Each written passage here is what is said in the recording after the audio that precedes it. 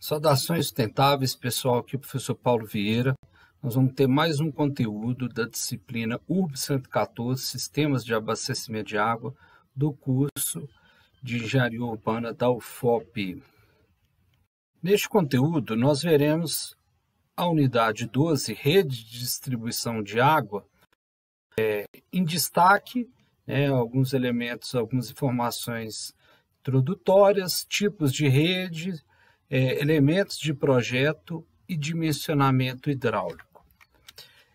Então, daqueles componentes típicos do sistema de abastecimento de água, nós temos então o último elemento, a última unidade ou a última etapa, que é a distribuição, Essa distribuição da água que nós captamos lá no manancial, transportamos ela pelo processo de adução, tratamos, reservamos, e depois a gente então encaminha para os nossos usuários ou consumidores aí, quem vai utilizar a água então que nós então vamos estar distribuindo. Então é a última etapa do nosso sistema de abastecimento de água, a distribuição.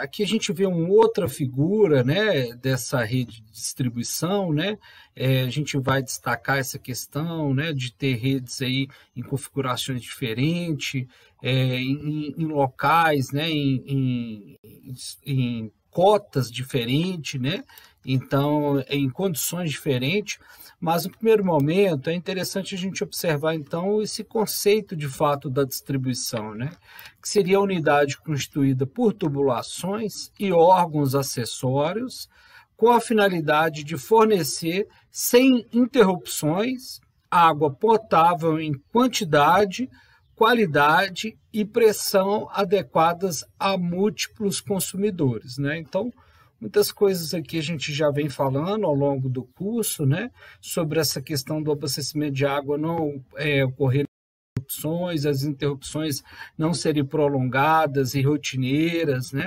atendendo ali as premissas lá do padrão de potabilidade, tanto na questão da oferta da água, assim como também ali da necessidade da qualidade da água para de fato ela ser potável.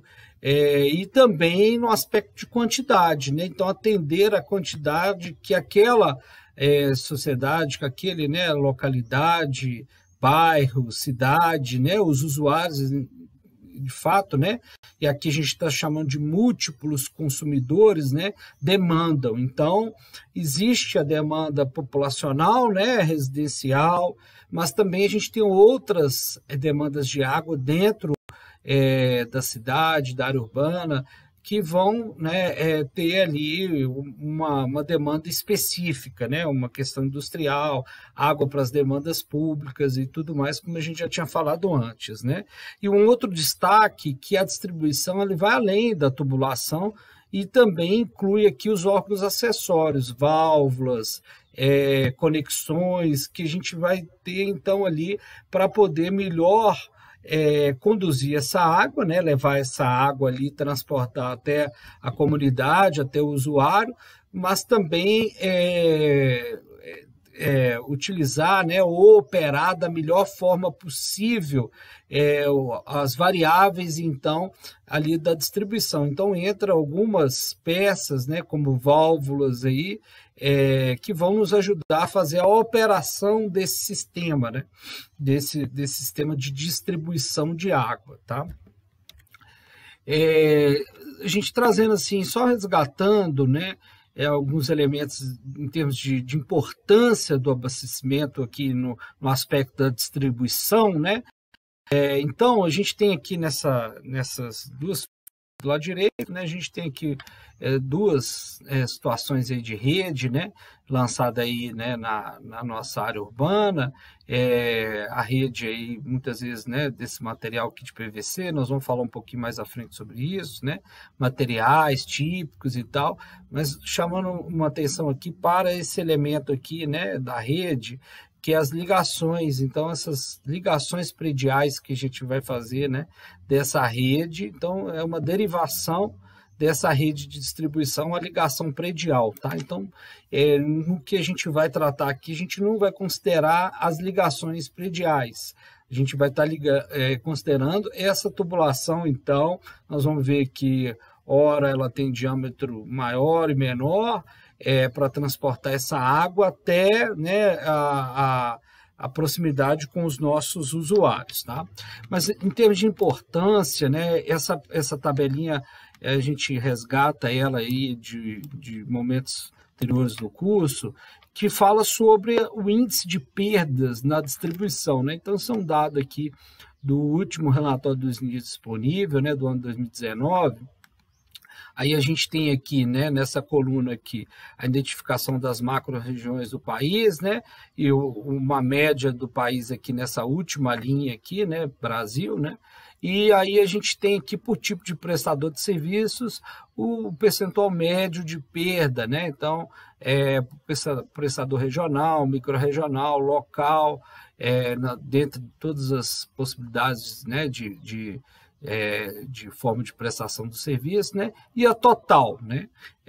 Por região. Então, a gente observando aqui, né, nesse momento, né, de forma mais simplificada, pegando o Sudeste, né, a gente tem uma média aí de perdas, né? Essas perdas aqui são físicas e não físicas. E boa parte dessa perda total, né? Então, por exemplo, que no caso do Sudeste é em torno de 37,5% perda de água na distribuição. Então, essa perda aqui, como eu estava falando, é física e não física, né? Aparente e não aparente, aparente e física, né?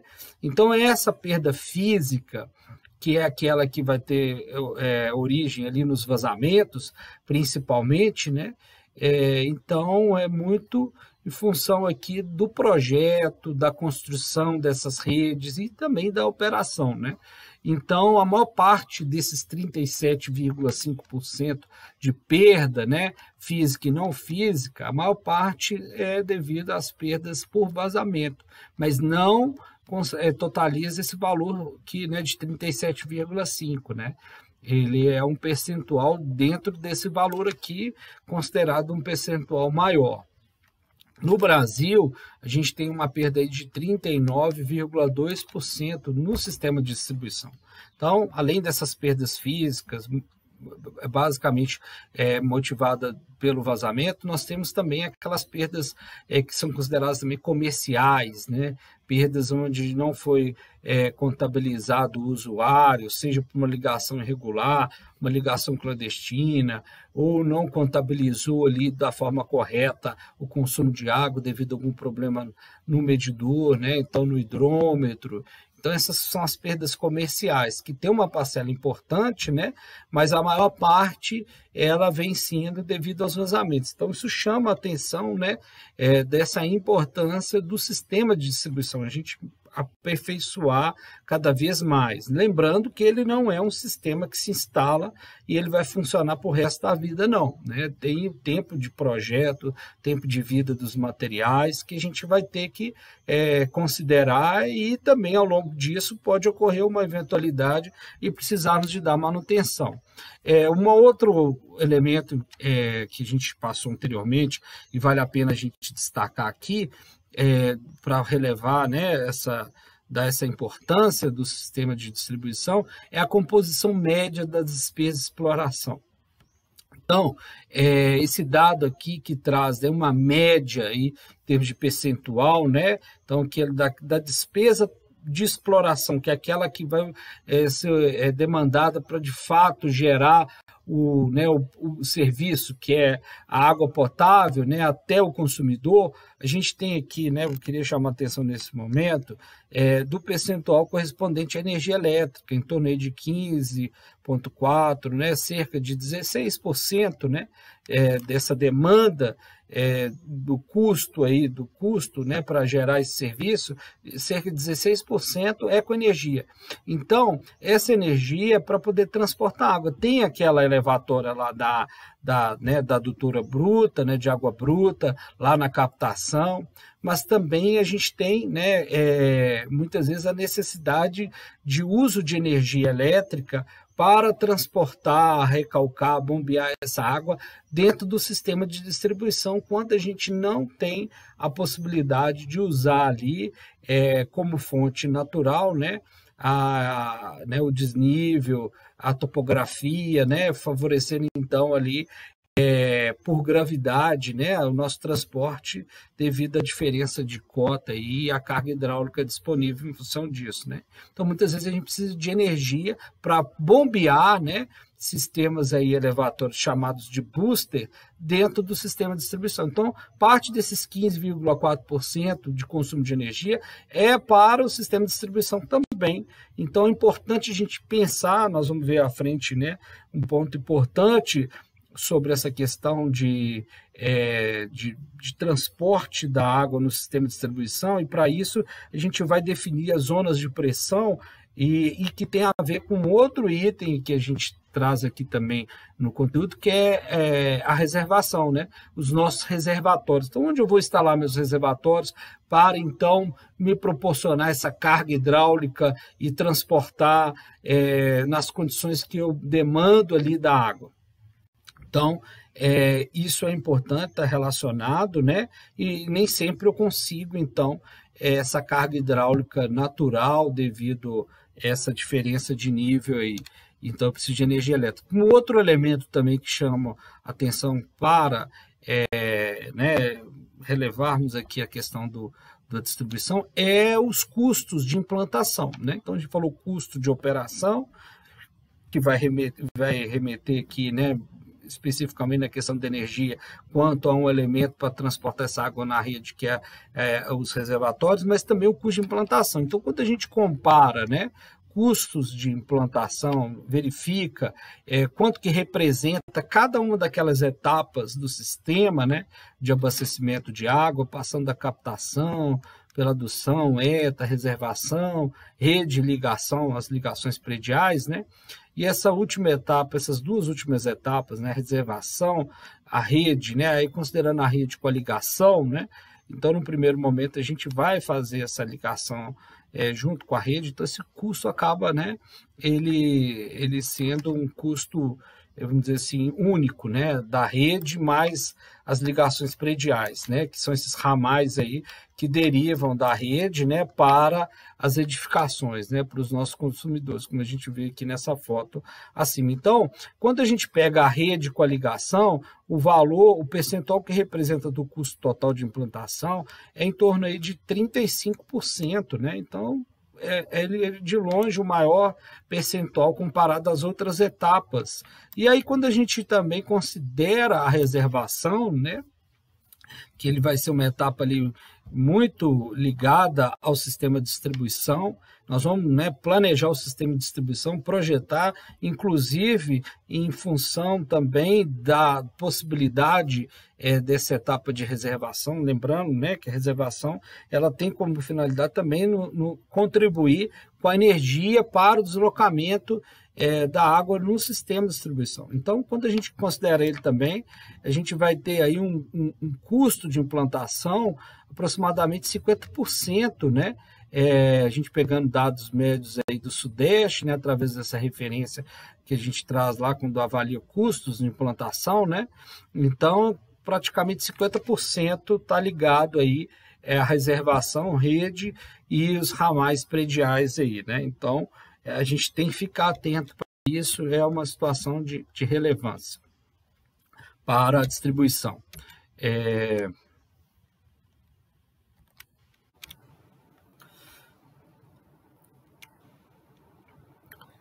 Vamos falar um pouquinho, então, sobre os tipos de rede de distribuição de água. Dos tipos de rede que nós temos, basicamente, né, a gente pode considerar os condutos principais, conduto, né, que seriam as tubulações com maior diâmetro, com a finalidade de abastecer as canalizações secundárias, e os condutos, né, secundários aí, que seriam essas tubulações ou canalizações secundárias com menores diâmetro, com a finalidade de abastecer todos os pontos de consumo. Então, desses condutos secundários, a gente tirar, então, as ligações prediais, né, para os nossos usuários. Então, na figura aqui a gente vê, né, a alimentação aqui do nosso sistema de distribuição com a rede principal ou conduto principal, né, e dele a gente derivando aqui condutos secundários, né? Então, desses condutos secundários, a gente teria, então, as ligações prediais, né? Em termos de disposição das canalizações, nós vamos ver duas formas, né, que podem ser, inclusive, mistas dessas duas formas.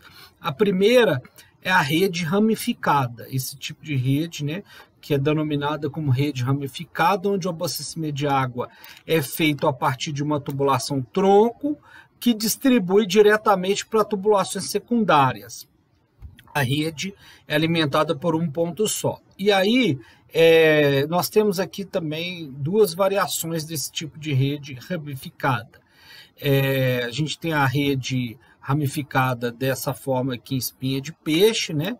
Onde então a gente vai ter o conduto principal e dele derivando os condutos secundários.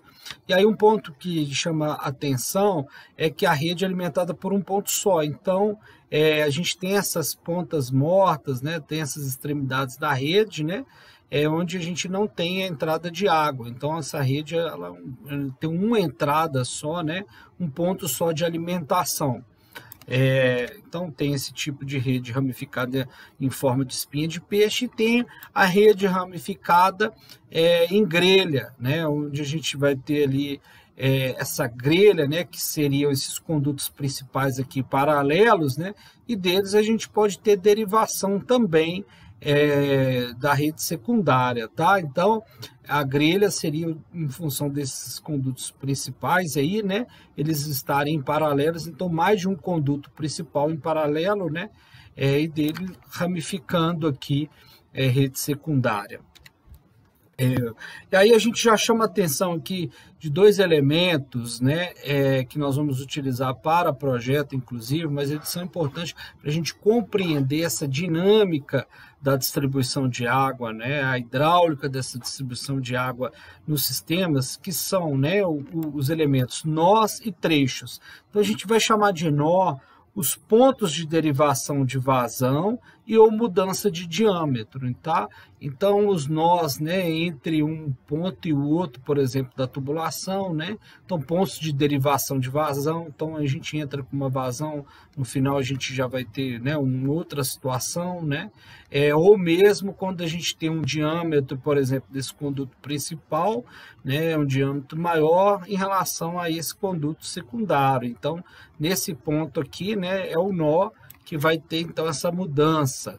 E os trechos são tubulações entre dois nós. Então, a gente, né, tem a tubulação como um todo, mas nós vamos trabalhar o projeto, a operação em termos de trecho, os trechos da rede, né? Então, os trechos são, né, aquela parte da tubulação que está entre dois nós, tá bom? Então, aqui a gente tem um trecho da rede, né? Aqui a gente tem um outro trecho, aqui nessa figura acima também, né? Então esse é um outro trecho. Então desse ponto a esse ponto é um trecho, desse nó a esse nó é outro trecho, então por aí por diante. Então esse conceito nó e trecho vai ser importante. Nós vemos aqui, né, um exemplo, né, uma figura ilustrando aí uma rede ramificada dessa em forma de espinha de peixe, né? Ela é muito utilizada, por mais que ela seja frágil no sentido de ter um ponto só de entrada de água, mas é muito utilizada em pequenas localidades, onde a gente não vai conseguir fazer essa conexão, né, fechada do sistema, né? Então é comum, mas não é o melhor e não é, né, a melhor opção para a gente, inclusive, trabalhar na questão operacional. Mas aqui no desenho a gente, né, mostra a tubulação principal dela derivando para cada rua, né? Então a gente teria uma avenida, né, que conecta aí essas ruas, né, secundárias aí. E aí a cada rua dessa a gente tem então uma derivação, né, da rede aí secundária, né, dessa tubulação secundária. Uma outra forma de disposição dessas canalizações é a rede malhada, que é constituída por tubulações principais que formam anéis ou blocos. Então, essa tubulação principal ela é fechada, né? Ela não é um ponto isolado da entrada e saída, mas ela então vai formar o anel ou bloco, permitindo aí, né, abastecer qualquer ponto por mais de um caminho. Então, a gente ganha a questão da flexibilidade operacional, né? Você tem, né, um sistema fechado, né? Então, o primeiro tipo a gente tem aí de rede malhada em blocos, né? Então, a gente vai ter aí essa rede principal, dessa tubulação principal fechada, né? Aqui eu tenho um bloco, aqui eu tenho outro bloco, um outro bloco, né? E aí eu vou ter as ligações secundárias para poder atender a minha demanda aí de cada bloco, né? Então, cidades onde tem esse planejamento, né, dos quarteirões em bloco, isso fica mais fácil e mais compreensível, né, o lançamento desse tipo de rede. E também a rede do tipo malhada em anéis, né? Então, quando a gente não tem aí bem definido, né? E aí a gente pode ter esse reforço, inclusive, né? Ele serve como reforço aí, então a gente tem a rede principal aqui fechada, né? Temos, né, um conduto principal inicialmente lançado aqui nesse centro, né? E dele a gente vai ter aí, então, uma tubulação, né, também de conduto principal fechada, né? Então ela não inicia num ponto e termina no outro, então ela é fechada. Então a gente ganha aí essa flexibilidade operacional, né? Então são tubulações de maior diâmetro que circundam determinada área a ser abastecida e alimentam as tubulações secundárias. Então a gente vê aqui, né, a rede secundária, né, derivando aí dessas tubulações aí. Dessa tubulação principal que não está mais, né, isolada, né, um ponto de entrada só, né? A gente tem então a circulação da água por ela toda. Aqui também um exemplo, né, uma figura ilustrando aí, né, esse tipo de rede aí malhada, né, fechada aqui em blocos. Mas também é comum a gente encontrar as duas situações, né, que a gente chama então de redes mistas, né, então que constitui-se aí pela associação tanto da rede ramificada quanto da rede malhada. Então, nessa figura ilustrando aqui, a gente tem, né, o reservatório alimentando a rede, né, então temos o conduto principal formando então a nossa rede malhada, né, e aí podendo ter uma ramificação dela, tá vendo? Aqui a gente pode ter, né, um trecho de ramificação e aqui o outro trecho dessa rede ramificada, né, onde a gente tem um ponto só de entrada de água. Aqui a gente tem a entrada, por exemplo, nessa situação aqui, né, de um usuário aqui, a gente tem a entrada de água aqui, mas como a água circula, ela também pode estar, né, circulando nessa condição, né, tá vendo nessa situação aqui. Então, nesse sentido, né, tem um sentido, mas pode estar vindo no outro sentido, já que o circuito é fechado, né, nesses anéis aqui. Nós vamos ver aqui agora alguns elementos, né, gerais para elaboração, né, de projeto de redistribuição. Então, nós vamos ver alguns tópicos aqui desses elementos, né, dos principais elementos aí. A delimitação da área a ser atendida, então isso é muito importante, nós vamos ver no sentido de conhecer, né, levantar os nossos usuários, mas também as características topográficas, né, isso vai nos ajudar a definir zonas de pressão, outras características, né, para o traçado da rede, as vias públicas, então conhecer, né, vias no sentido do local onde a gente vai lançar essa rede. Então a delimitação da área ela é importante, né? O estudo demográfico da área a ser atendida, então conhecida a área que eu preciso distribuir a água, né, aquela localidade, seja um bairro novo, um bairro que já existe, que eu vou então fazer uma melhoria no sistema de distribuição, Na sequência, eu tenho, então, que conhecer, né, qual que é a minha população ali, a minha população de projeto, a minha população atual, né, então fazer esse estudo demográfico que pode ser em função, né, do número de usuários que eu tenho ali, de consumidores, né, e aí a gente tem dados do IBGE que nos ajuda nessa orientação, conhecendo, então, um número ali de economias, né? Então, de todas as ligações, e dessas ligações prediais, o número de economias que a gente teria em cada lote, né?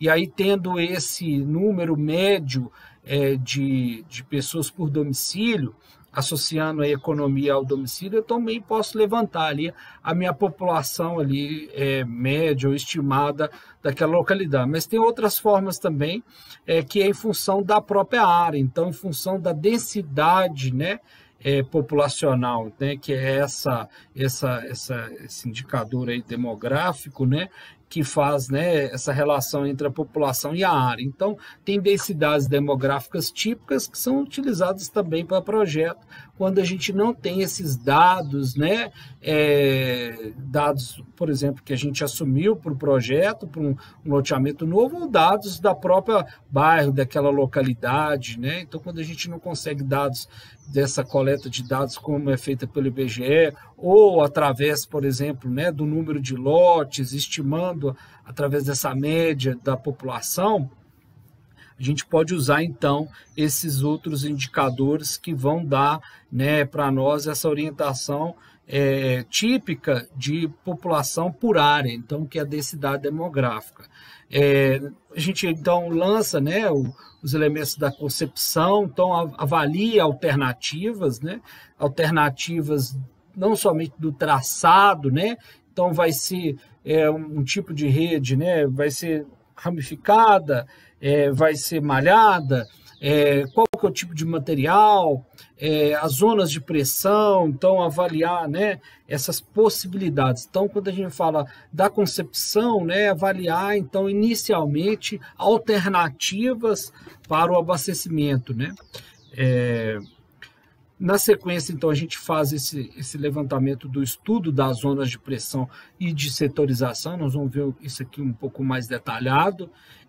Então, a gente vai verificar, né, em função das cotas que a gente tem do terreno, né, da topografia que a gente tem do terreno, então de pontos mais altos, pontos mais baixos, e aí a gente definir ali qual que vai ser, né, as pressões que a gente vai ter possíveis, ou, né, a carga hidráulica, né, que a gente vai ter, e aí setorizar em função dessas zonas de pressão. O traçado da rede, né, então na sequência a gente vem lançando esse traçado da rede, então, né, vai lançar na via pública, né? Então nós vamos ter uma rede, duas redes na mesma via, então isso tudo a gente vai, né, levantando com base, olha só, na seleção dos pontos de concentração de vazão, então pode ser uma forma, né, levar em conta também a topografia e extensão dos trechos, então esse traçado a gente pode, né, tá lançando, né, baseado aí naqueles pontos de concentração de vazão. Então, se eu tenho ali um adensamento em um determinado ponto da minha área, né, um condomínio, né, alguma outra demanda específica que tem uma vazão maior, né, eu também considerar isso, e também em função da distribuição das vazões nos nós ou trechos, né? E aí a gente vai lançar isso ali em função, né, do número de lotes, do comprimento ou da área de influência. Então, nós vamos ver um pouquinho sobre isso, são as vazões específicas, né, que a gente vai ter em função ou do comprimento da rede, né, ou em função da área que eu estou abastecendo, né? E o cálculo dessas vazões concentradas nos nós, tá? Então, a gente vai trabalhar com esse tipo de traçado em função dessas vazões. E aí, então, a gente tem aí, né, como elemento fundamental de projeto, né, a análise e dimensionamento hidráulico, né? Então, nós vamos falar um pouquinho dos principais elementos sobre essa análise e dimensionamento hidráulico, até para poder, né, fazer aqueles exercícios lá de rede, né? Entrando, então, especificamente aqui, né, na análise, né, no dimensionamento hidráulico das redes, né, quais são, né, os pontos principais aqui que a gente tem que ficar atento e tomar conhecimento, né, para depois compreender bem quando a gente for fazer o projeto hidráulico, né? Então, o procedimento geral para o dimensionamento hidráulico, ele pode ser visto dessa seguinte forma. Primeiro, a gente vai fixar limites de pressão e de velocidades nos trechos aí, na rede, distribuição. Então, pressão, nós vamos ver lá a pressão mínima e máxima, velocidade também, a gente já vem, né, já vem trazendo essa compreensão dessa necessidade de controlarmos a velocidade, né? Não somente por uma questão operacional, mas também por uma questão econômica. Então, quando aumento muito o diâmetro, né, para diminuir essa velocidade, eu também aumento o custo. Então, a gente tem que controlar essas duas questões, operacional, né, e também econômica, aí, não somente pela velocidade, mas também em função da pressão, nós vamos ver isso, tá? No segundo ponto, no segundo momento, né, então a gente vai admitir valores para os diâmetros dos vários trechos, né? Então, para cada trecho, em função das velocidades aí, limites. Então, conhecida, né, essa vazão. Então, né, conhecida a vazão nossa de projeto, então essa vazão que eu preciso atender os consumidores lá, né, eu vou então admitir o diâmetro, né, em função dessas velocidades. Então, em função dessas velocidades que a gente vai adotar, e aí eu tenho tabelado então esses diâmetros típicos aí para funcionar nessas condições. No terceiro momento, então, eu vou calcular, na sequência, eu vou calcular os valores das pressões nos pontos de interesse. Então, eu adotei o diâmetro, né, em função da velocidade, eu tenho ali, né, os limites de pressão estabelecidos, então eu vou checar isso. Está atendendo? Se não está atendendo, né, a gente vai ter que alterar. Então, verifica se as condições impostas de pressão estão sendo atendidas ou não, né?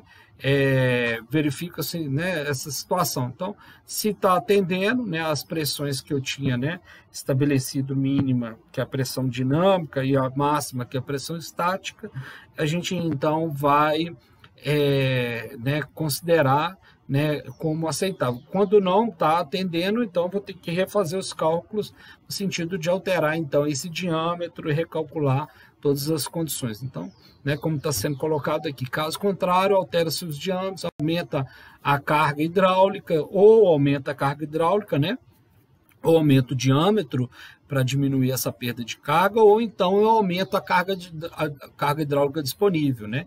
Inicialmente a gente, né, lembrando que ela vem aqui então desse reservatório, o reservatório nosso funcionando aí inicialmente como essa carga, né? E quando não tem através dele essa possibilidade, nós vamos então usar um bombeamento na rede através do sistema elevatório de booster, né? Então, desses elementos, dessas variáveis, todas que a gente tem para o dimensionamento hidráulico, né, é importante a gente, né, estabelecer essas pressões máxima e mínima em rede. A pressão máxima, né, que é a pressão estática, né, máxima, a gente vai considerar ela aí, né, através das recomendações da BNT e de outros, né, de outras normativas, de concessionárias. Ela sempre baliza, geralmente baliza, né, nessa pressão estática máxima de 50 metros de coluna d'água, né, como na BNT 12218 já, né, traz essa recomendação.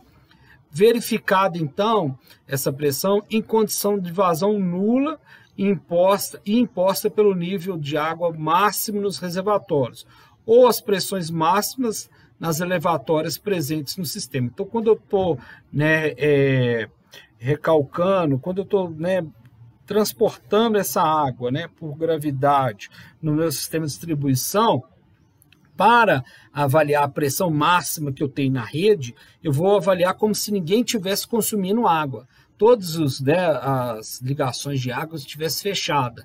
Então, e o meu reservatório, se tiver sendo usado, né, o reservatório como a carga hidráulica para o transporte dessa água no sistema, o reservatório no seu nível máximo. Então, essa diferença de nível, né, seria então a minha pressão, né, naturalmente considerando as perdas de carga até um determinado ponto, né, então eu tenho que chegar no máximo a 50 MCA aí de pressão nessa rede, tá?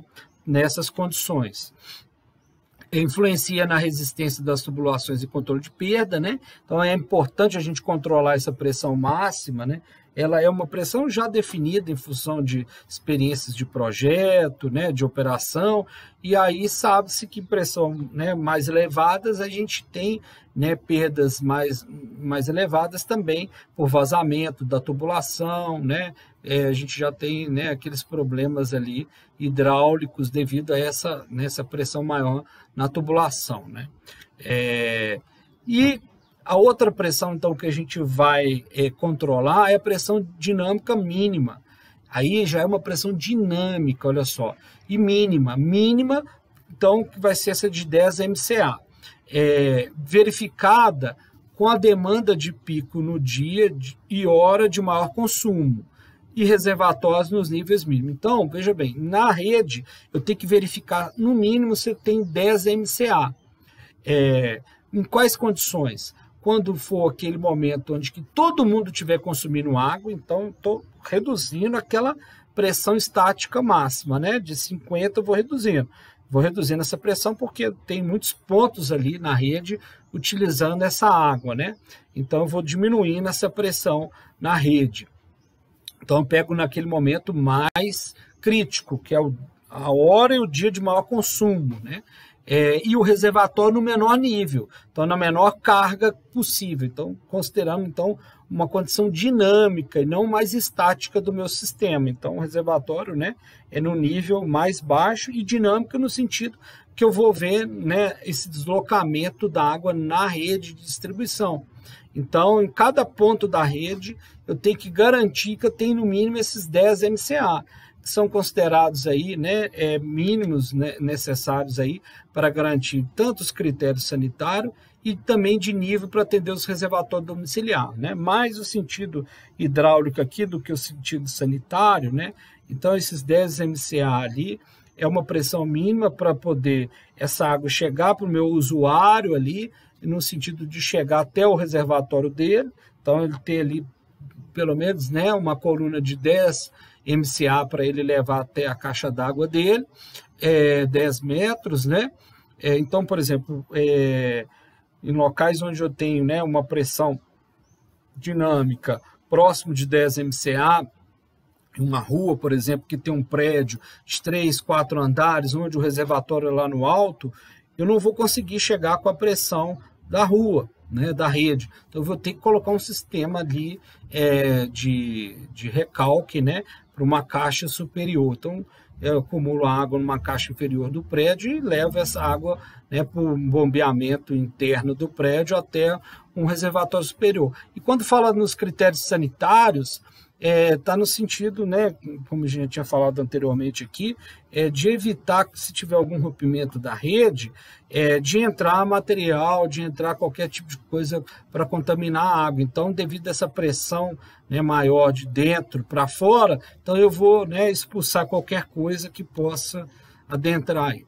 Trechos de condutos principais que não abastecem consumidores ou tubulações secundárias não estão sujeitos a esses limites de pressão, mas devem ser verificados quanto à estabilidade estrutural e à segurança sanitária. Então, principalmente nas pressões mais elevadas, né, que é o mais comum acontecer, porque eu tenho que garantir pelo menos nessas pressões dinâmicas de 10 MCA, né, na minha rede secundária, então dificilmente na rede, né, no conduto principal eu vou ter uma pressão baixa. Então, nessa pressão mais elevada, a gente tem que ficar atento para não, né, prejudicar, né, a operação da minha rede, no sentido de danificando ela e proporcionar vazamentos, né, nessa rede principal, no conduto principal. E geralmente, né, para quem a gente está fazendo o projeto, seja a concessionária, né, seja o o órgão ali contratante, ou mesmo a prefeitura, quando não tem uma concessionária diretamente operando o serviço de água, ele vai definir esse tipo de pressão ali nesse conduto principal, né? Que vai derivar ali de algum ponto do sistema de distribuição ou de alguma adutora, né? Então, até levar naquele ponto da minha área de interesse, né? Então, lembrando, quando é conduto principal, né, que é aquele conduto que está trazendo a água para a minha área, né, minha área de distribuição, né, mas que não abastece consumidor, ou tubulações secundárias, né. Portanto, pessoal, os esforços devem ser feitos, né, para que as pressões reinantes na rede de distribuição estejam sempre dentro aí dos limites, né, de 10 e 50 MCA.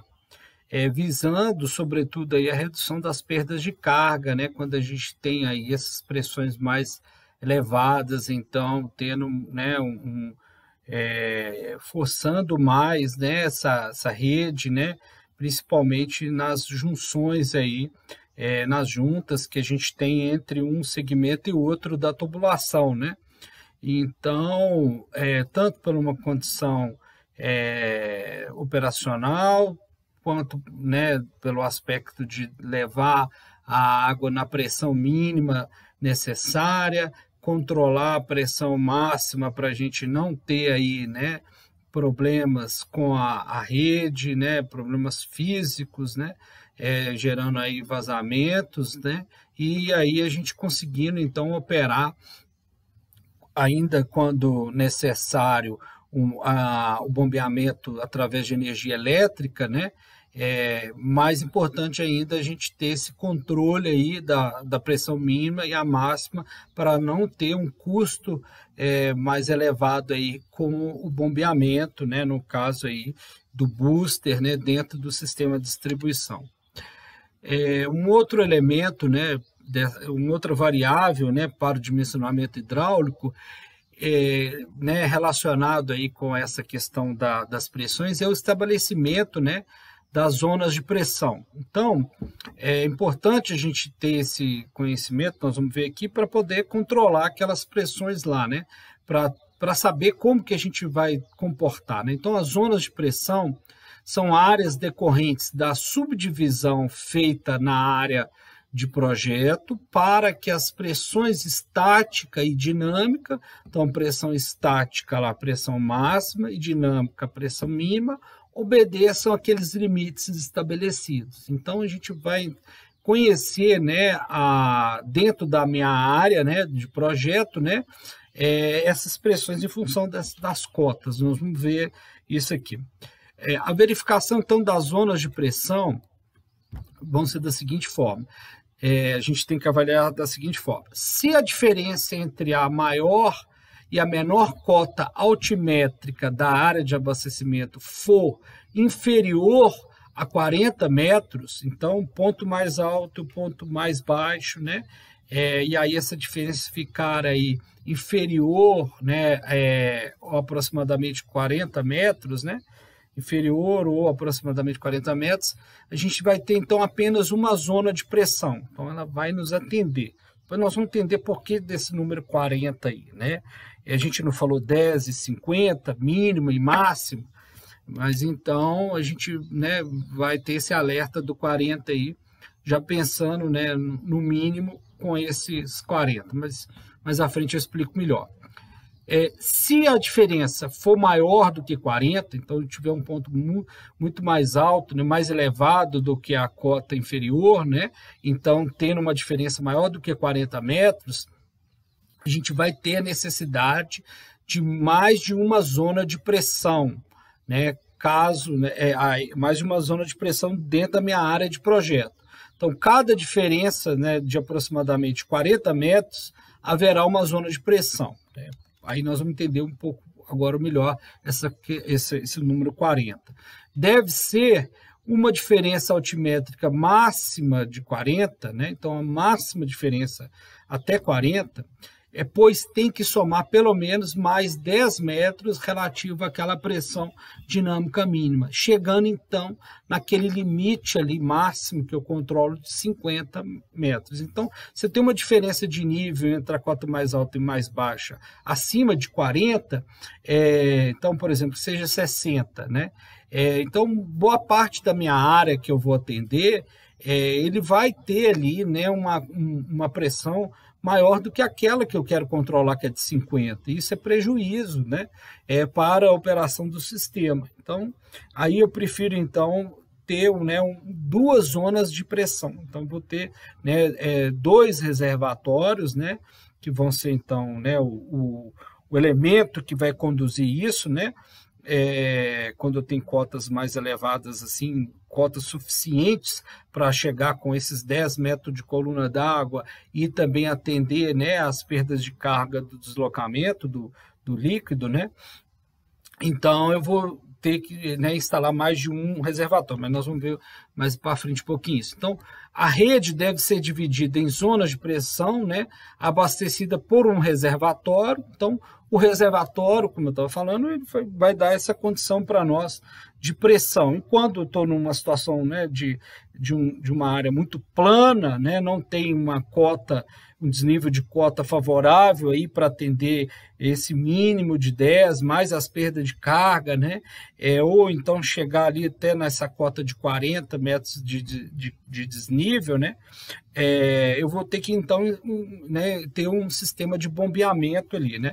Então, a zona alta, né, a gente vai ter reservatório elevado ou booster, né, e a zona média e baixa, reservatório, eu posso estar trabalhando com ela, né, vai ser indicado eu trabalhar com ela reservatório apoiado, enterrado ou válvula redutora de pressão. Então, naquela zona mais média, né, aquele ponto médio da minha área ali, ou aquela zona mais baixa, né, de cota mais baixa do meu terreno, onde eu vou ter, então, essa condição de trabalhar com essa, né, condição desse desnível geométrico, aí, proporcionando essa carga hidráulica, então, que vai proporcionar, então, essa condição de pressão que eu preciso, que é acima de 10 e até 50, né? E se passar de 50, o que eu vou ter que instalar, né? Eu vou ter que instalar algum dispositivo para reduzir essa pressão.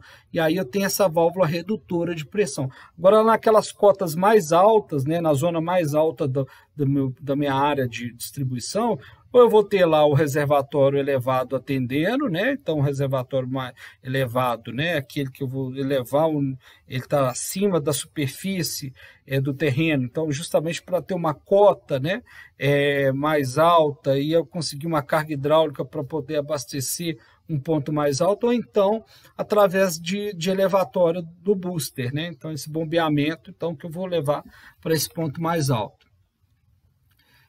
O estabelecimento, então, dessas zonas de pressão, é importante a gente considerar os locais para a implantação dos reservatórios de distribuição. Então, como a gente tinha falado já, né, dessas zonas altas, médias e baixas, né, a quem cabe, então, em cada zona de pressão, comandar as pressões que nela irão prevalecer, né? Então, a gente tem que considerar esses locais de implantação da reservatório, porque ele é que vai, então, estabelecer aí para nós essas zonas de pressão aí, comandar essa pressão no sistema de distribuição. Fatores que devem ser considerados para a alocação do reservatório. Então, a gente vê inicialmente lá, né, aquelas informações sobre reservação, né, sobre essa etapa importante, ver lá os cálculos de volume, né, nós vamos reavaliar um pouco essa questão aqui agora, até porque o reservatório, ele não é uma etapa simplesmente para poder reservar água para aquele momento, né, onde a gente está com uma intermitência, por exemplo, na produção, mas sim também, né, e talvez, né, o elemento mais impactante da reservação, que é esse de disponibilizar a carga hidráulica, né, e com isso a pressão para poder operar nossas redes, né? Então, ele é importante a gente avaliar ele aqui, né, nesse estudo da rede de distribuição, tendo em vista, né, que ele é o agente, né, promotor dessa deslocamento da água na distribuição, né, nessa rede que a gente vai, então, propor aqui o dimensionamento dela. Então, fatores aqui importantes para a gente considerar, então, na alocação do reservatório, né, para poder nos atender aí, né, nessa água, esse deslocamento da água na rede. Localização mais próxima do centro de massa de consumo, né, para ter o mínimo de perda de carga e atender todo mundo dentro ali, né, da carga que eu tenho disponível, né, então está mais próximo, né, dessa área de maior consumo, desse centro de massa aí de consumo, né, o reservatório não está tão distante. Topografia e geologia do terreno, né? Então a gente já foi falando dessa questão topográfica, importantíssimo, né? Para oferecer essa carga hidráulica aí, e a questão geológica, né? Para poder instalar ele no local onde que seja suscetível em termos, né? De acomodação dele, de locação dele, que não tenha nenhum problema de recalque, né? Problemas aí devido ao deslocamento, deslizamento do terreno, então que a geologia seja favorável para poder, né, implantar esse equipamento. Possibilidade de aproveitar reservatórios existentes, né? Então caso a gente esteja fazendo aí o projeto de uma redistribuição onde tem reservatório próximo ou melhorando um sistema de distribuição, a gente verificar se aquele reservatório, né, tem condição de atender a uma nova área ou mesmo, né, atender aquela área existente para as condições que, né, que está sendo desenvolvida. E também a questão, né, de considerar custos mais elevados no caso do reservatório elevado. Então, toda vez que eu preciso ter um reservatório elevado, né, aquele que eu vou ter, né, numa cota superior da superfície do terreno, para poder me oferecer essa carga hidráulica, ele, né, devido à estrutura dele, né, de elevação, ele tem um custo mais elevado do que aqueles outros reservatórios apoiados, né, semi-enterrados e enterrados aí. Então, um outro elemento importante a gente observar, né, sobre essa questão do estabelecimento da zona de pressão, é que a amplitude altimétrica das zonas de pressão não precisa ser uniformemente distribuída.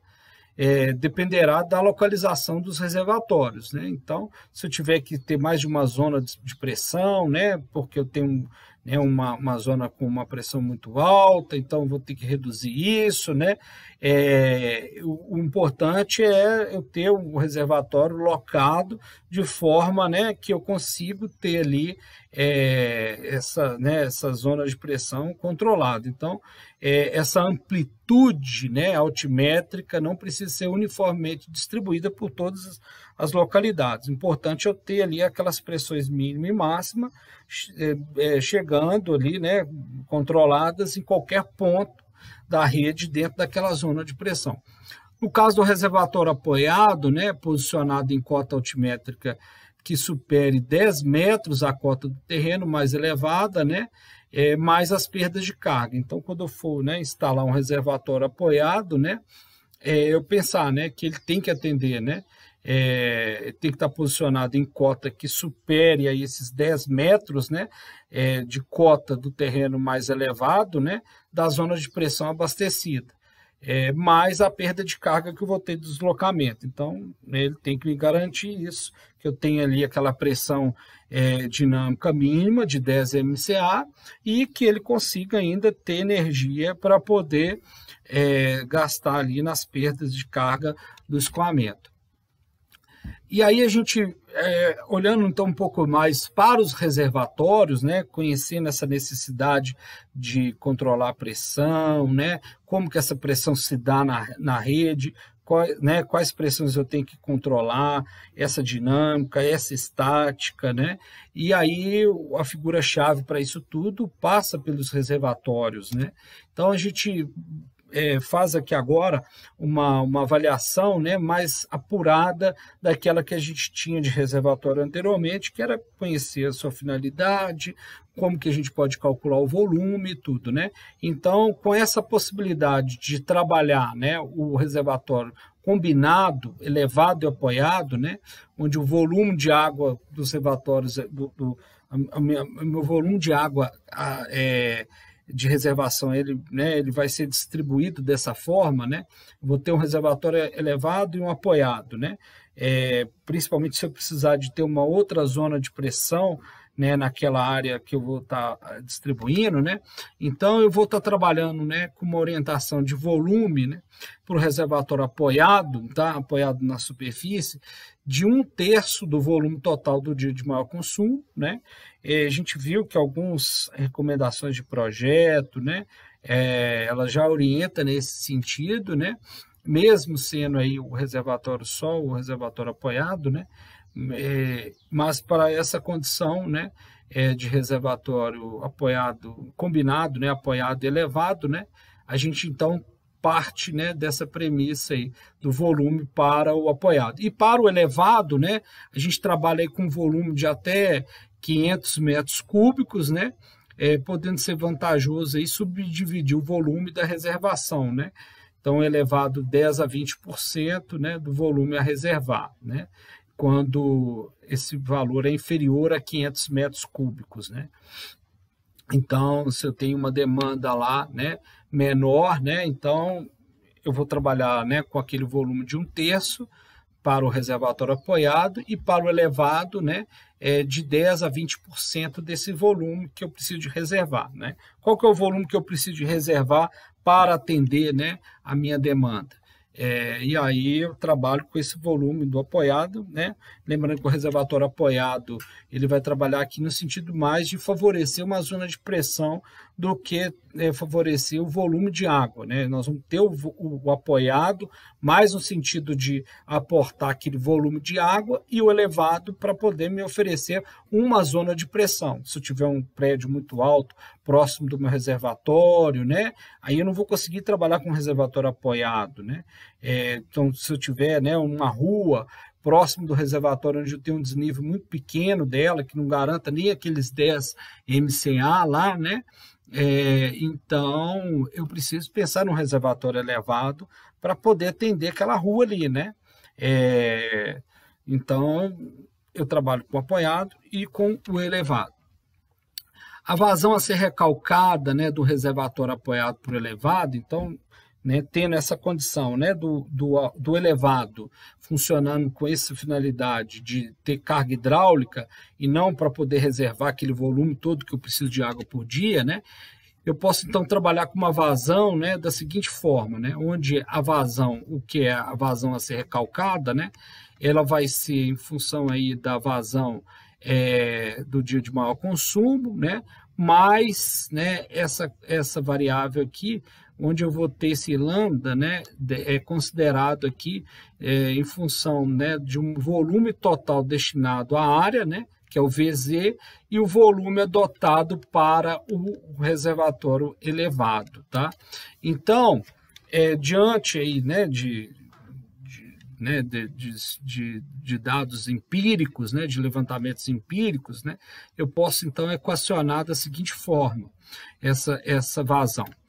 Por um primeiro momento, né, eu considerando que o meu volume, né, o meu volume adotado, né, de recalque, né, adotado para o reservatório elevado, né, ele é igual ao volume adotado total destinado à área. Então, né, eu trabalhando, né, o meu volume total. A reservação necessária ficando no reservatório elevado, tá, para essa condição. Então, isso aqui pode acontecer quando eu tenho localidades pequenas, né, onde não se justifica economicamente eu ter 2 reservatórios, né.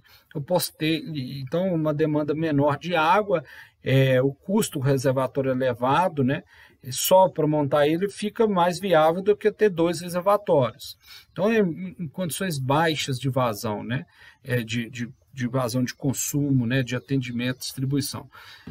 Então, partindo então que o volume, né, do reservatório elevado é igual ao volume total que eu preciso destinado para a área, né, eu tenho que aquela variável, né, ela vai ser igual a zero, né? O lambda vai ser igual a zero, onde então a minha vazão, né, a ser recalcada vai ser a vazão do dia de maior consumo, né? Então, qual vazão que eu preciso de levar, né? É aquela vazão que eu calculo, né, para os reservatórios, né? Então, para a rede, minha rede de distribuição, né?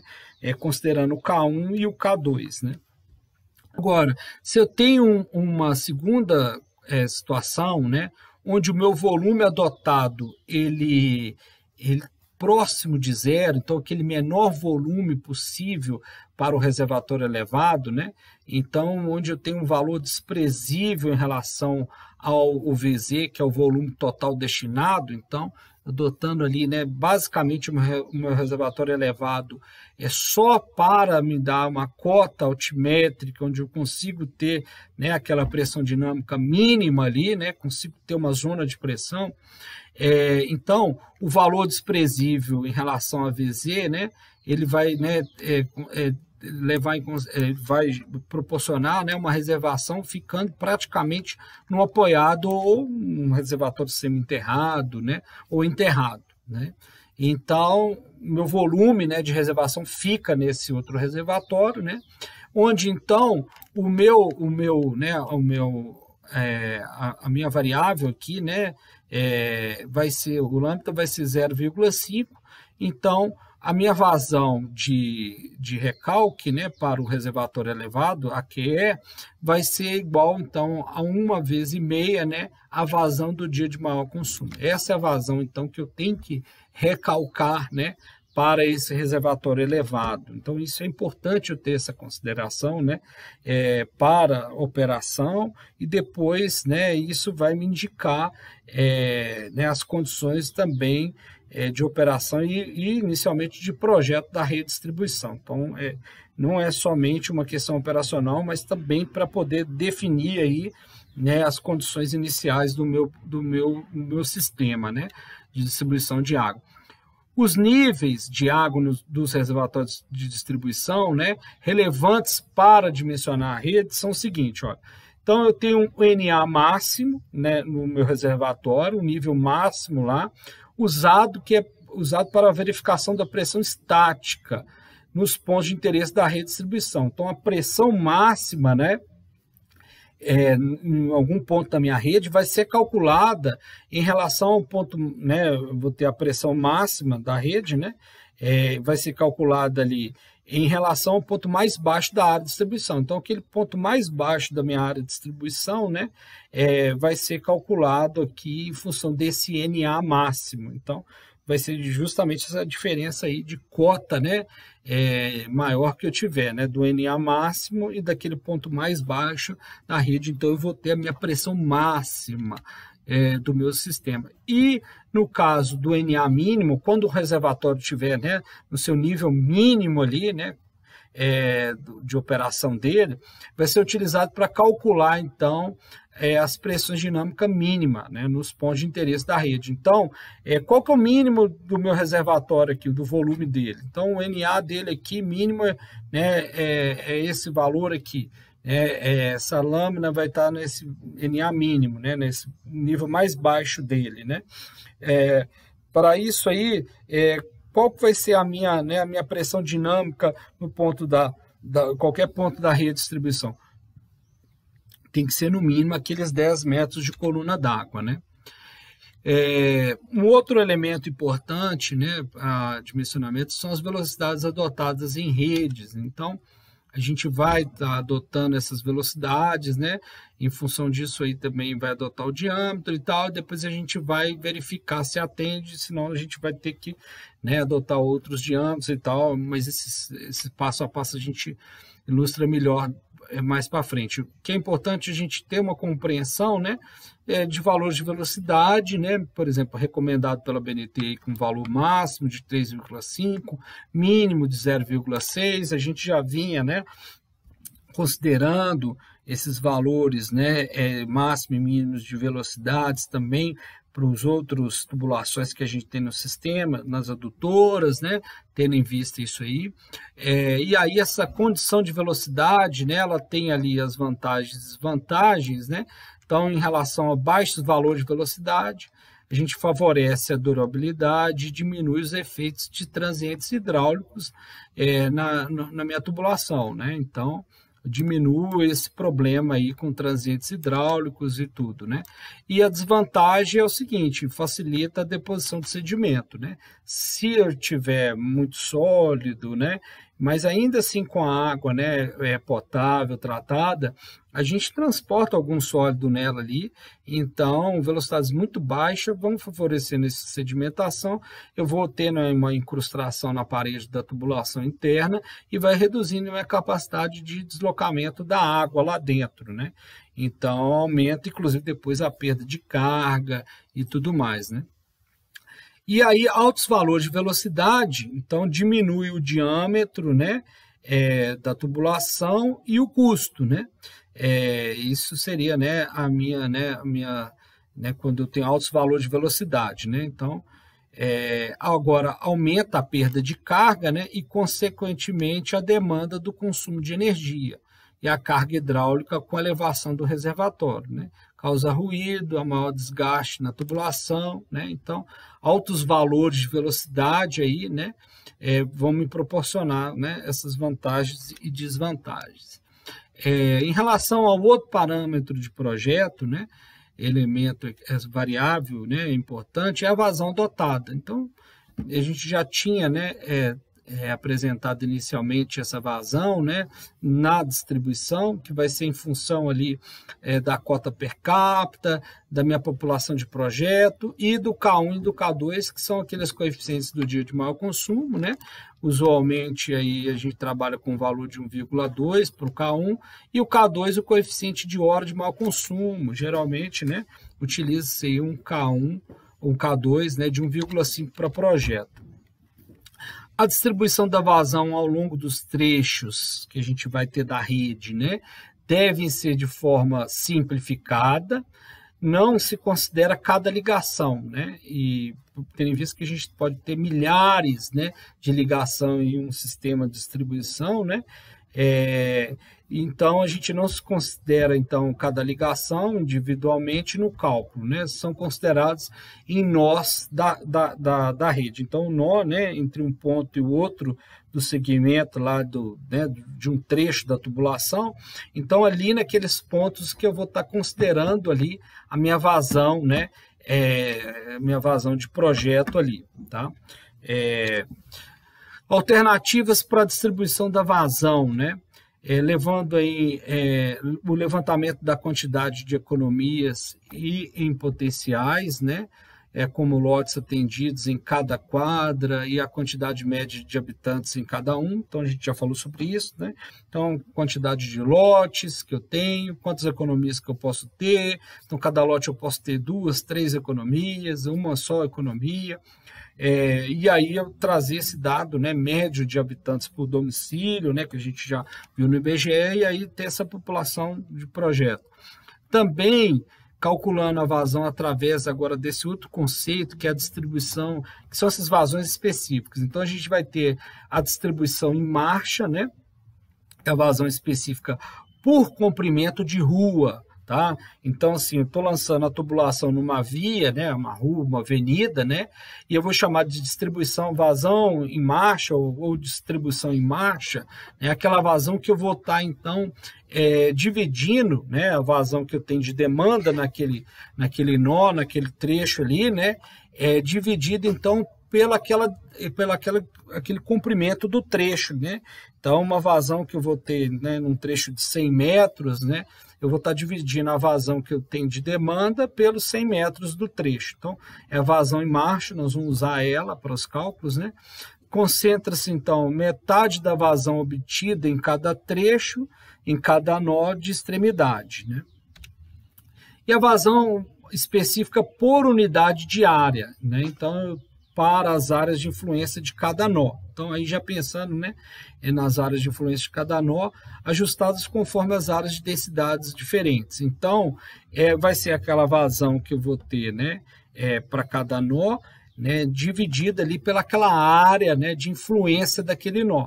Então, qual que é a área de influência dele, né, até aquele ponto ali? do trecho ali, né, da entrada e saída dos trechos, lembrando do nó, né, esse conceito de nó. Então, pensando na vazão naquela situação ali, eu tenho que pensar, né, na área que ele tem de influência. Então, é uma vazão, né, de demanda ali, dividido pela área, né, uma outra vazão específica que é a vazão por área, né, por unidade de área.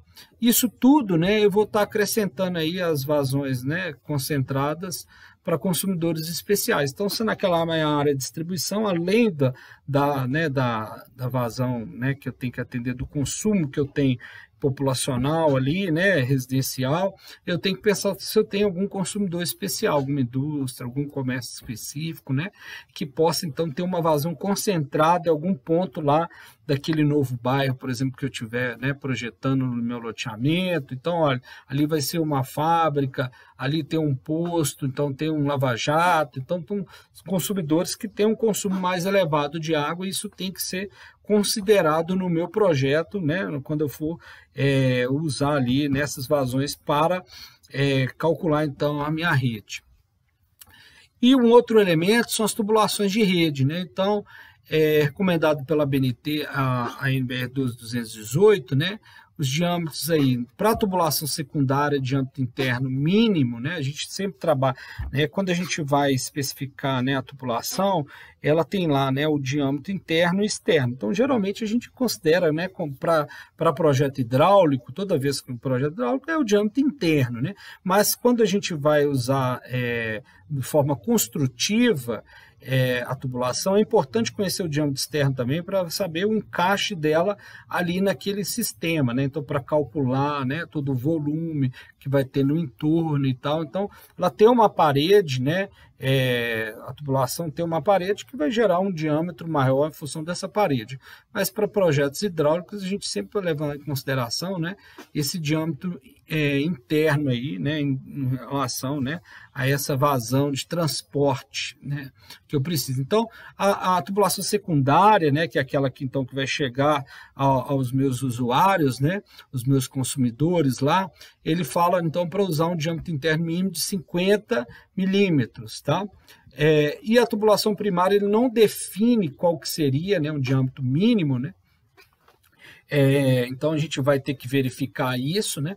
Mas na norma anterior ela falava lá, né, de 150 milímetros para áreas comerciais residenciais. Então ela já trazia na verdade, essas orientações aqui, elas trazem uma orientação para nós, né? Mais do que uma referência, melhor dizendo, né?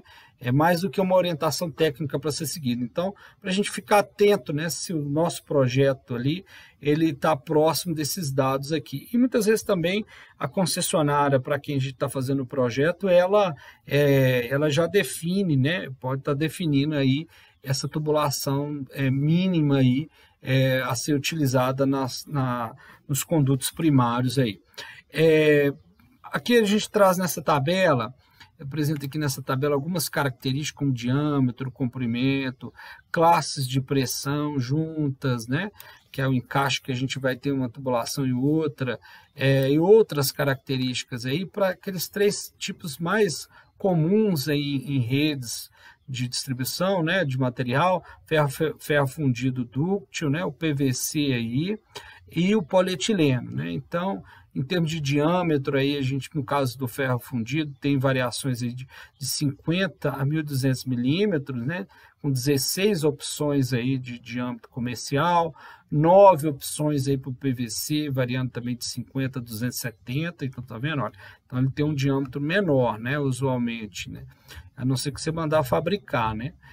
30 opções aqui, já o polietileno, né? O PAD, né? Ele já tem uma variação maior, inclusive atende com diâmetros maiores, né? Comprimento de 6 a 8 metros para o ferro dúctil, 6 metros para o PVC, aí o polietileno, né? Geralmente é aquela tubulação corrugada, né? E então ele vende na base da bobina de 100 metros, né? Para diâmetro aí de 63 e 100 milímetros, né? Então, são mangueiras, né, uma espécie de uma mangueira, né, então ele vem na bobina e aí ele vai, né, segmentando conforme. Essa é uma vantagem do polietileno, né, ele tem um comprimento, né, então a gente tem menos necessidade de juntas, né, então inclusive a solda dele, né, então ele não é a conexão dele é mais mesmo em segmento, primeiro, num trecho de 60 metros, eu posso ter um trecho todo, né, contínuo de 60 metros usando o polietileno, né? Então eu não vou ter segmentos. Então se eu for usar o PVC, por exemplo, né, eu tenho lá a barra de 6 metros, então se eu tenho 60 metros, eu vou ter que conectar 6 barras aí, de PVC, então vou ter necessidade, né, de reunir uma com a outra, de fazer essa junta, né, então tem ali essa junta elástica, ponta e bolsa, né, que eu vou estar fazendo essa conexão de uma tubulação com a outra, aquilo ali tem um tempo de vida, né, e aí favorece ali né, os vazamentos e tudo, então eu preciso fazer uma manutenção mais frequente, né, no entanto, o polietileno, né, ele é contínuo, né, a tubulação, né, nesse caso, então, mas o porém é que o custo é muito maior, né, então o custo é muito mais elevado, a gente usa realmente para trechos especiais, né, trechos onde eu preciso ter o mínimo possível de segmentação, seja porque o terreno é instável, seja porque eu estou passando numa área que eu não vou ter condição de recobrir ele de forma mais adequada, né? Então, trechos especiais, tubulações aéreas, né? Que favorece, então, né, o trecho aéreo também, então, ou dentro de mananciais, rios, fazer travessias, né, para travessias também, dentro, né, da água, né, passa por dentro da água, então ele favorece isso, né, mas o custo é muito mais elevado. E aí, olha só, essa tabelinha aqui traz para a gente limites práticos, né, de velocidade e de vazão por tubulação de redistribuição. Então, a gente vai utilizar essas tabelas, né, como essa daqui, para nos indicar, né, em função da velocidade, do diâmetro aí, né? E aí eu tenho indicação da perda de carga. Então, são valores já identificados, né? Valores, né, empíricos aí, de diâmetro, por exemplo, de 50 milímetros, velocidade máxima, né, de 0,70, né, a vazão máxima, né, de transporte, né, para esse caso de 1,4 litros por segundo, e a perda de carga unitária, ó, em metro por 100 metros. Então, a cada 100 metros, para essa condição, eu tenho uma perda, né, para a vazão média aqui, ó, de 1,49, para metade dessa vazão de 0,41. Então, se eu tiver condição de segmentar, né, a minha rede ali, por uma rede, por exemplo, em cada calçada da via, né? Então eu já tenho uma perda de carga bem menor, né? 0,41 a cada 100 metros, né? Então perder carga é perder energia. Tem que ver se eu tenho isso disponível, se não tem, né? Eu vou ter que usar uma energia, né? Uma energia não natural, que seria o bombeamento, né? E aí vai ficar caro que eu vou usar energia elétrica e tal. Um outro elemento também de projeto importante a gente destacar aqui é o traçado dos condutos principais e secundários. Então, esse traçado, né, de forma geral, né, alguns pontos aqui, os condutos principais devem ser localizados em vias públicas, né, formando preferencialmente circuitos fechados, né? Então, aquela rede nossa malhada, né, fechar essa rede preferencialmente. Sem circuito fechado, então para eu ter, né, esse deslocamento da água por mais de um ponto, né, a entrada da água no sistema. Condutos secundários devem formar rede malhada, podendo ou não ser interligados nos pontos de cruzamento, né? Ao longo de condutos principais com diâmetro superior a 300 milímetros, deve ser previsto condutos secundários de distribuição. Rede deve ser dupla nos seguintes casos, tá? Lembrando que algumas concessionárias para novos loteamentos já indica, né?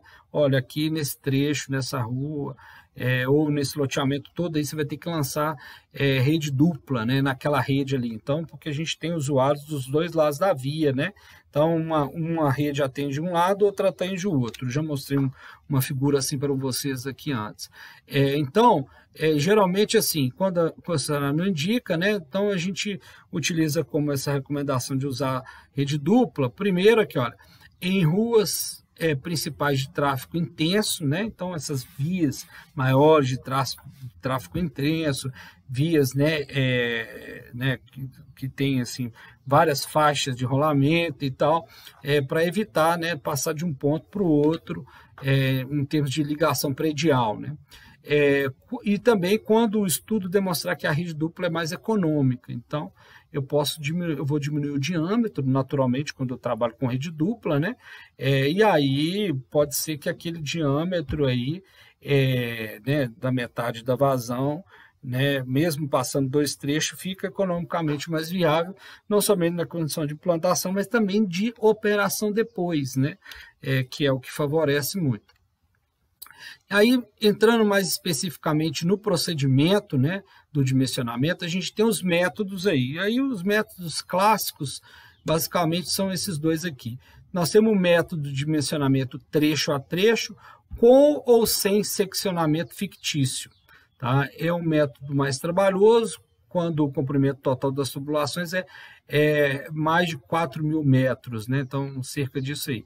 Ele é limitado, né, para áreas de extensão, né, de até 20 hectares. Então, para áreas de projeto menores, né, usando esses termos menores, para aquilo que seja até 20 hectares. Né? Então, até 20 hectares, a gente tem esse método, né, um método bem utilizado, né, bem consolidado. Nós vamos ver exercício sobre isso aqui, que vai estar trabalhando trecho a trecho. Então, na hora que a gente entrar no exercício, vocês vão ver, né, a identificação, né, a gente vem da jusante para montante, né, de onde, né, do ponto mais distante para o ponto mais próximo de onde está entrando com a água no sistema, né? Então, de trecho a trecho, com ou sem seccionamento fictício. Então, a gente vai considerar ou não um seccionamento fictício aí, então fica bem claro na hora que a gente for pegar o exercício ali. E o outro método, né, que é o método de dimensionamento por áreas de influência. Então, não vai ser mais por trecho, vai ser por áreas, né? Então, nós vamos pautar muito em cima do nó ali, né? Com consumo localizados em pontos nodais, então não vai ser mais em função do trecho, né? Que vai estar transportando água, mas sim do nó, e em pontos singulares intermediários das tubulações tronco. Então, pontos singulares, né, de maior consumo, consumidores maiores, pontos onde eu estou muito baixo, muito alto, né? Mais utilizado em projetos que as áreas excedam aqueles limites aplicados aí no método anterior. Então, para trechos aí, para redes com mais de 4.000 metros, né, de rede, ou áreas superiores a 20 hectares. Então, para projetos maiores, grandes, né, então é mais viável a gente usar esse método, né, que vai basear aqui nos consumos localizados nos nós, né? Então, nesses pontos nodais aí, a influência, né, desse consumo no nó ali. Então, partindo para o primeiro, né, que olha, do dimensionamento trecho a trecho, e aí lembrando que a gente tem dois tipos de rede, né, a rede ramificada, a rede malhada, né? Então, o procedimento para a rede ramificada, ele basicamente é esse aqui, ó. Então, primeiro, a gente vai admitir aqui a distribuição uniforme do consumo de água, né, ao longo dos trechos da tubulação. Então, não há essa variação na distribuição da água, então distribuição uniforme. Calculando-se, então, a vazão específica de distribuição por metro da tubulação, ou vazão em marcha, né? Que é aquela vazão que a gente vai dividir, então, pelo trecho. Então, se eu tenho um trecho de 100 metros, eu tenho ali uma vazão para atender ali de 10 metros, né? Então, é 10 dividido por 100. Né? Então, vai ser essa vazão, 0,1 litros por segundo por quilômetro, né? Ou por metro, né? Então, por por distância dessa tubulação que eu tenho ali do trecho, né? O segundo momento, então, eu vou calcular a vazão distribuída em cada trecho da tubulação, né? É obtida pelo produto do comprimento do trecho pela vazão específica, distribuição por metro de tubulação. Então, é isso que eu acabei de falar antes, né? Então, eu vou dividir aquela vazão do trecho pelo o comprimento que eu tenho do trecho. Que é a vazão distribuída, né? Que eu vou ter uma vazão distribuída em cada trecho. Na sequência, então, essas vazões veiculadas nas tubulações se acumulam trecho a trecho. E aí eu venho, essa que é, né, a orientação importante aqui agora, é que eu venho então calculando a rede de trás para frente. Então, uma rede ramificada, eu sei aquele ponto mais extremo dela, eu venho começando dali, né? Então, eu vou calculando de trecho a trecho, né? Então, toda mudança de diâmetro, toda mudança de direção, né, ou de vazão que eu vou ter da minha tubulação, né? Eu vou ter um segmento ali, né, ramificando, né, para o conduto secundário, né? Eu vou tendo, então, esses nós ali que vão identificando entre um nó e o outro, né? O meu trecho. Então, eu venho calculando trecho a trecho, de trás para frente, até o meu reservatório de distribuição, né? E aí, então, o diâmetro das tubulações é adotado, né, a partir dessas vazões calculadas, né? Então, a partir dessas vazões, eu vou lá naquela tabela, como mostrei anteriormente, né? Vou adotar um diâmetro da tubulação, né? E aí eu vou, então, né, verificar o cálculo da perda de carga em cada trecho, né? Que é feito com base na vazão da extremidade de jusante do trecho considerado. Então, na vazão final do trecho lá, então eu vou estar usando ela para calcular minha perda de carga, somando, né, a metade da vazão distribuída no trecho, resultando a denominada vazão fictícia de dimensionamento. Então, eu tenho uma vazão no final do trecho, né, para me atender todo mundo que está ali naquele trecho, ou para atender o seguinte, né, para todo mundo que está ali e para atender o próximo trecho, se tiver, né, a população que estiver, né, no próximo trecho.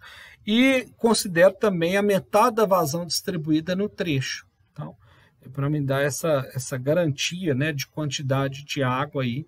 Então, eu não trabalho somente com aquela necessária, mas também para essa que é considerada, né, essa vazão a mais, né, que seria a metade dessa distribuída, distribuída no trecho, né, lembrando, né, que é aquela que nós vamos estar por metro ali, né, do trecho, resultando então nessa vazão que a gente vai falar vazão fictícia, que é essa vazão de consumo mais essa vazão distribuída. Então, basicamente, são esses, né, os passos aí que a gente tem para poder dimensionar por esse método trecho a trecho as redes ramificadas. Então, para praticar, gente, nós temos aqui esse exercício lá do livro do professor Léo Heller, né, dos professores Léo Heller e do professor Walter Pádua, onde concentra ali vários autores, né, esses dois organizadores. Então, tem esse exercício aqui, ó, que utiliza esse método para a rede ramificada, que seria dimensionar a rede de distribuição ramificada destinada a um condomínio fechado, constituído aí de prédios pequenos e apartamento, cujo arruamento que se inicia no ponto 11, né? Então, a gente tem o ponto 11 aqui, né?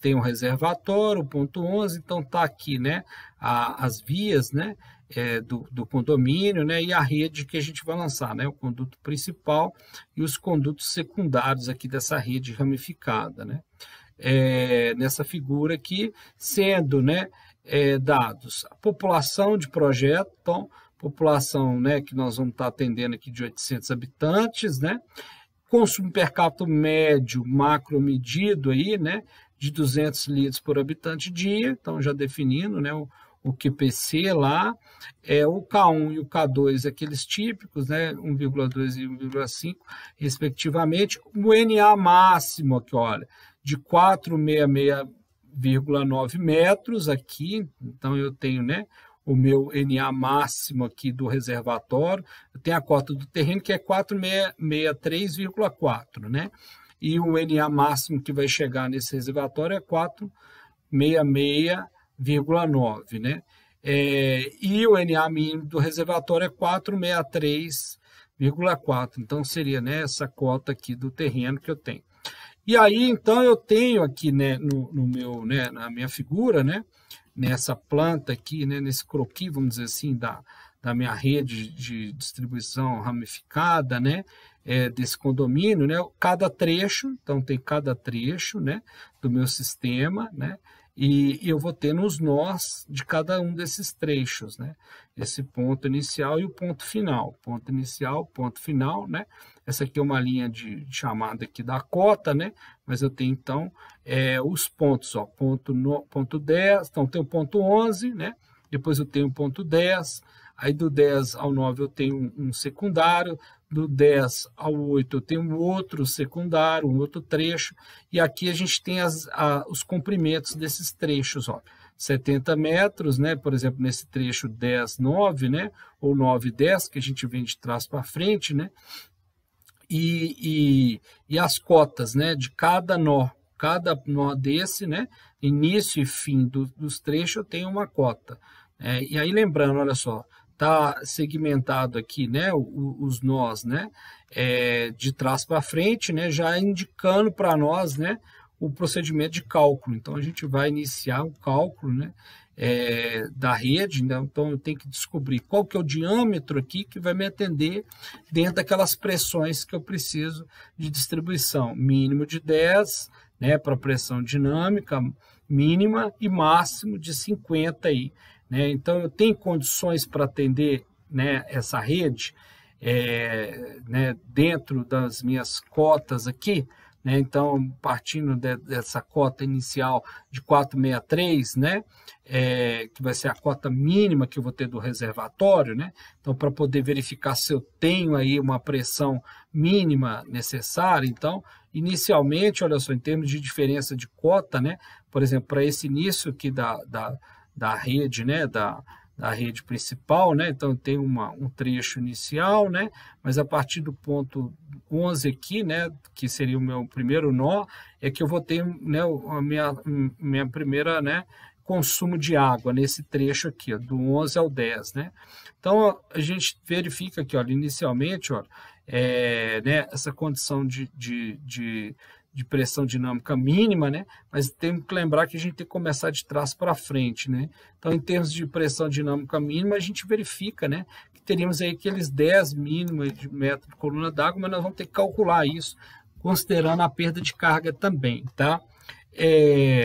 Então, inicialmente, né, a gente vai fazer esse exercício aqui e eu vou passar para vocês aqui depois um outro vídeo, né, trazendo aqui alguma orientação do passo a passo, mas no livro, né, a gente tem lá bem explicadinho, né, o passo a passo desse exercício.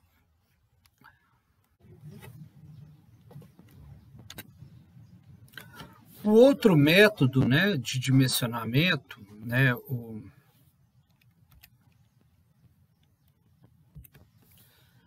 este método de dimensionamento trecho a trecho, para o outro tipo de rede, que é as redes malhadas, ele tem, né, as seguintes considerações. Então, para efeito de cálculo, a rede malhada é transformada em rede ramificada, tá? E como que a gente vai fazer isso? Por meio de pontos de seccionamento fictício que deem origem aí a extremidades hipoteticamente livres ao longo dos diversos trechos ramificados. Então, a gente vai, né, transformar aquela rede malhada fechada, né, em circuito fechado, para aquela rede ramificada, onde eu tenho esses segmentos aí, né, com pontas aí, onde a gente tem aí esse fim do trecho, né. Orientações para a localização e utilização dos pontos de seccionamento fictício são o seguinte. Então, para podermos, né, nos orientar, né, a localização e utilização desses pontos de seccionamento fictício, então como se fosse, né, o início e fim ali né, do trecho secundário, a gente vai fazer o seguinte, olha, considerar isso aqui. Ó. Primeiro, a rede de tubulações sob pressão, a água, né, no caso aqui em redes de tubulação sob pressão, essa água percorre preferencialmente os caminhos mais largos, né, com diâmetro maior. Então, ela busca aí, né, a menor resistência possível. E os caminhos mais curtos, com menor comprimento. Então, o que privilegia as tubulações tronco, né? Então, aquelas tubulações de conduto principal, e os trechos mais curtos de tubulação secundária, tá? Essa é a primeira dica. A segunda dica é o seguinte, olha, pontos de seccionamento fictício, né? São aqueles que a água pode acessar por 2 ou mais percursos distintos. Pontos de encontro, então, de 2 ou mais setas indicadores, né, do percurso da água na planta da rede. Esses pontos de seccionamento fictícios são geralmente localizados nos cruzamentos das ruas, tá? Das vias aí, de modo a utilizar as cotas altimétricas que são geralmente identificadas no levantamento topográfico. Então, esses pontos, né, no cruzamento de uma via, então, né, como a rede é malhada, né, poderia estar vindo água nos dois sentidos ali, né, uma rede, né, está fechada, né, mas como a gente vai então transformar ela, né, em uma rede ramificada, aquilo como se fosse, né, um ponto final dela.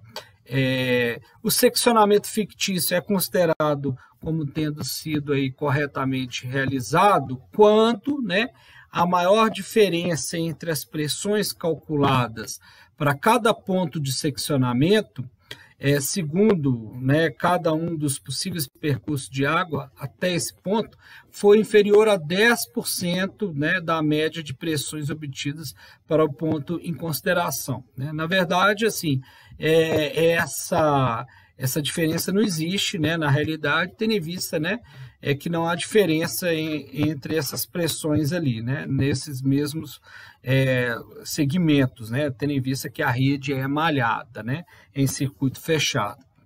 E aí, para a gente poder aplicar isso, praticar, né, esse método de dimensionamento, a gente tem esse exercício aqui também lá do livro, né, do professor Heller, e aí ele traz o seguinte, olha, para dimensionar essa pequena rede de distribuição, como está desenhada aqui, né, abaixo, né, nessa figura, né, com tubulações formadas em malha, né, então a gente tem a tubulação aqui fechada, né, é uma rede do tipo fechada em malha, destinada aí a um condomínio constituído de prédios pequenos, apartamento, cujo arruamento se inicia no ponto 7, tá? Então o arruamento se inicia aqui, sendo dados aí os seguintes valores relativos ao alcance do projeto. População 1.300 habitantes, né? Então, consumo per capita 200 litros, K1 1,2, K2 1,5, NA máximo do reservatório 854, né? Que eu vou ter aqui no meu reservatório, e no NA mínimo que eu vou ter nele 851,5. Então, a gente vai praticar esse método, né, do dimensionamento trecho a trecho, considerando então que essa rede malhada vai ser rede ramificada. Para isso a gente vai seguir, né, os passos, né, de buscar ali, né, primeiro as cotas, levantar vazão, diâmetro.